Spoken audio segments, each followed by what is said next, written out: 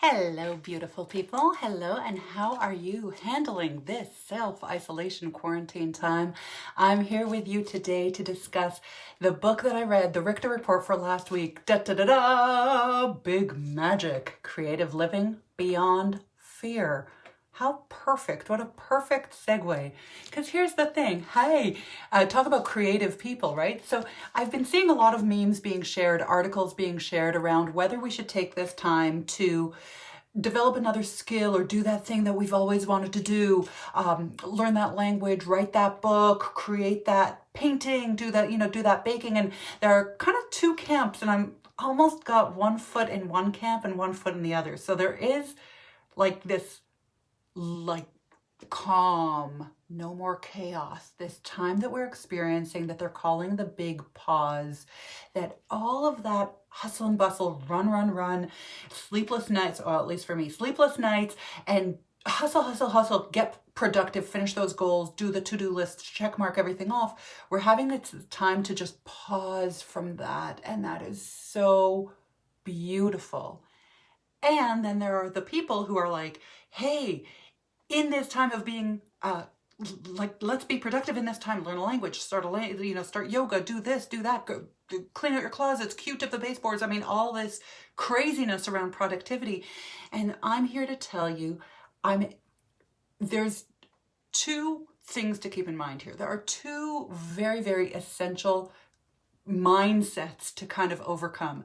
And here they are. So first things, let me just say, you are all being creative. I'm watching you. I can see you, your little TikTok videos and your creative ways to wish each other happy birthday, and your baking, and we are all actually being creative. Even if the only thing that we're creating is a reason to get out of bed, we're being creative. Each and every one of you watching, do not do this thing of like you're either in the get creative during this time or non-creative during this time. You are being creative. You have never been self-isolating, quarantined at home before during a pandemic. That means you don't have rules for this. There is no rule book for this. That means you're creating as you go. That means you're being creative. And that doesn't always look like something's productive coming out of it. That just might look like choosing which pants to wear, right? And here's the thing. Sometimes creativity, sometimes the thing that you are going to be creating down the line is actually just in its germination. It's in the seed level right now. It's under the mud, it's under the muck, and you don't actually know what it is that you're creating until 6 months down the line from now when you go, oh, I remember having a great idea for that. Who knows? You might be the one who's around the corner from inventing some new patented discovery that right now is going to suit the needs of everybody. Who knows? You might come up with some like soap slivers that's actually really good. Somebody write that down for me, soap slivers, that will like revolutionize the way people wash their hands in the future, because there's a need right now and you're the one who is waiting to get that idea download. And that's why I'm going to cover this book, Big Magic, which was my book last week, and I'm doing a Richter report on it, because she actually Liz Gilbert talks about the one thing that I truly believe: ideas are floating in the ethers. They're just waiting. They're like little dust floating in the ethers, waiting for just the right person to come in, pluck it down and go, mine, like kind of like in volleyball, like I got that one. And that idea that was previously just waiting for the right person to come and pluck it out of the sky, that idea is waiting for you. That means that you are not doing anything. You are not just surviving right now. You're not just arriving. You're actually germinating some creative ideas. Creative ideas are right now looking for you. It's like the contagion. It's like the virus. There are creative ideas milling around all around us right now, and the future is being made right now. And that does not mean that you've got to get productive and active and cross things off your to-do list. It might mean you take a 3-hour bath, Like the eureka moment, like Archimedes, who was set out with this task, this problem of how to differentiate mass. And he sunk into the bath, and the bath water rose up, and he went, Eureka, I've got it. And he figured out mass in that moment. Yeah, it might just look like you having the time to take a 3-hour bath or a 2-hour shower or a 4-hour walk, or taking 30 minutes just to stare out the window. That might be what your seed of creativity looks like right now. So don't think that just because you're not doing anything, that you're not actually being creative. You are creativity at its core. You have been gifted this time, and I'm not trying to be on the bandwagon of having you like whipping you into shape and saying get productive. I'm actually saying just the opposite. Relax into this time. You were gifted this time to be creative. Just like in this big magic book, the first thing that she talks about is the very first thing that we're given when we're given a task to be creative. The first thing that comes along for the ride is fear. And it's almost like you have to just acknowledge that fear is coming for this road trip. Like you just have to sit down, throw fear in the back seat, say, okay, here's your snacks, here's your water. Just don't bother me because I'm going for this ride and you're coming along with me. And we're going to just enjoy this ride together.